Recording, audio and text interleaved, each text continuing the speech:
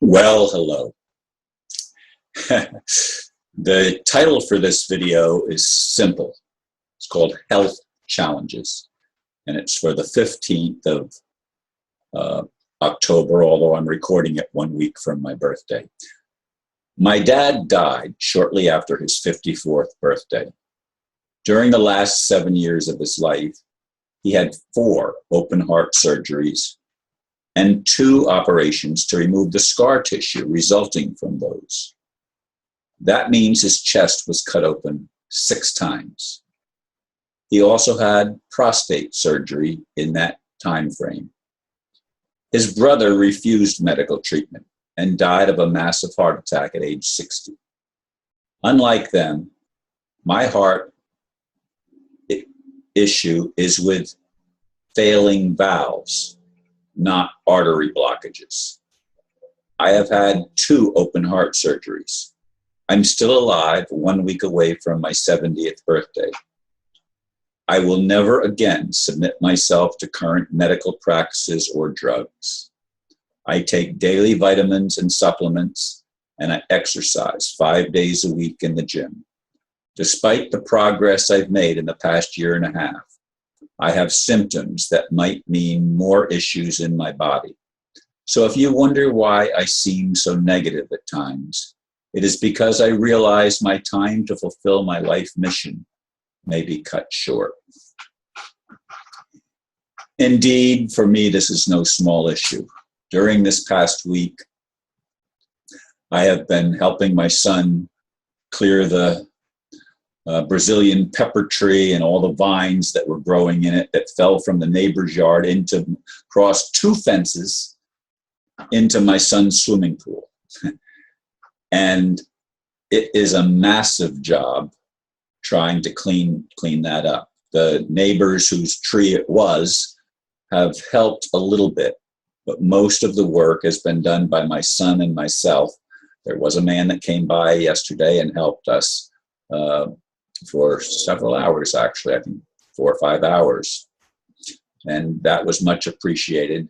And the neighbors and their children have helped a couple of times at night, especially one evening this past week. They did quite a bit of work. So there's been a lot of work done, but I've been the one that's been hauling the cut branches and stuff like that from the backyard around the house to the front yard, stacking it up. Our whole front yard is filled from one side to the other with piles of tree and tree debris, basically, except for the driveway. The driveway, of course, has to be kept open to get in and out. But other than the driveway, the whole front yard from one end to the other is filled 3 feet to 6 feet high with branches and stuff like that are piled as high as we can get them. I guess not 6 feet, probably 4.5 feet probably would be the tallest one, I'm guessing, of course. But in any case, yesterday, while I was working, I don't know what I did, but it felt like I was having another heart attack. Now, this is not the first time this year that I have felt as if I was having another heart attack, but in none of the instances did I seek medical attention or talk to anybody, because I'm not going back there again. I'm not going to submit myself to the fake medicine of our modern culture, which is not about making us healthy. It's about getting money for the people that are creating the situation, and it's fraud, just like the monetary system, the government system. Almost everything in our world, including education, is fraud. I mean, we are taught lies, and discerning truth from fiction is a challenge for every single one of us. And my vision since I was a boy has been to play my role in manifesting the kingdom of heaven, or the kingdom of God on earth. And whatever that means, it has changed over the years for me. It's not the same as it was when I was a little boy raised in the Assembly of God and all the Bible things. I've studied from my teenage years. I began to explore other Christian traditions. And then as I got older, it was not just Christian traditions, it was all religious traditions, all major religions. I was looking into them, including Native American spirituality. There's some really wonderful things that I've been able to glean from that culture, or those cultures, actually. It's not just one, but there's some very strong Native American spiritual ideals and principles and practices that I think are worthwhile. And there's worthwhile spiritual practices in all of the religions. It's not that they're all totally void of anything that's worthwhile. They could never sell it if that was true. But the truth is, they intermingle the lies with parts of truth to hook us. And they've done a good job, just like the monetary system hooked us and made us believe that we weren't slaves anymore, when actually we were still working for the same slave masters as before. It's just that now they're paying us and extracting as much of what they pay us back for their own benefit, so that they can live without having any obligation of work or putting forth any effort, because these are people that are leeches. They are parasites, and they have been running the world roughshod for a long, long time.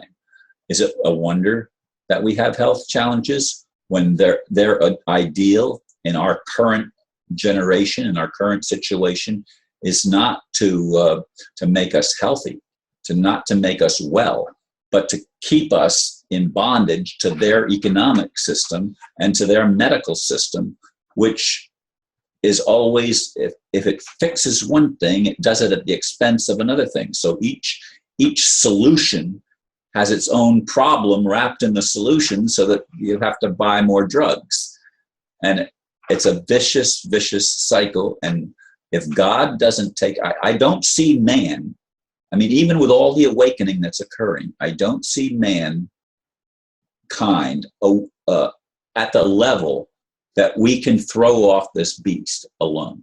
We need extraterrestrial or divine, or whatever you want to call it, assistance that's stronger than the crap that the cabal is throwing at us. We need weapons. We need an anti-weapon system that disables the weapons of the cabal, that disables their firearms and their bombs and their whatever weapons they have, that are able to disable them, and the people that are operating them and willfully doing it need to be brought down. I mean, if it means sinking submarines, if it means blowing up battleships, if it means making airplanes crash into the ocean or into places where it doesn't hurt innocent people, those are things that we need to have done. The people that are putting forth this strategy of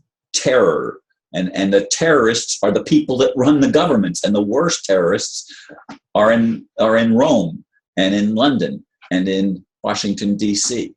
Those are the three city-states that run the world, and Washington, D.C. gets elected to do the dirty work for the other two.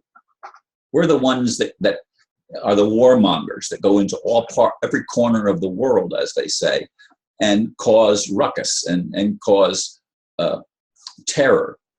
We are the ones that destroy cities and cultures and innocent people. We are the ones that do it. And Israel is right up there with the United States as being a terrorist nation. We are the two worst terrorist nations on the planet. And it's time for people to wake up. And I'm concerned for myself about the health challenges that I see in my life. I don't know how much longer I have. I would like to live to be in the hundreds or more. But will that happen? I don't know. I'm concerned about some of the symptoms that I have to deal with, especially when I'm doing all the physical work that I've been doing this past week with my son. So anyway, I want you to understand that, and thank you for listening to my explanation. Thank you very much again, and namaste.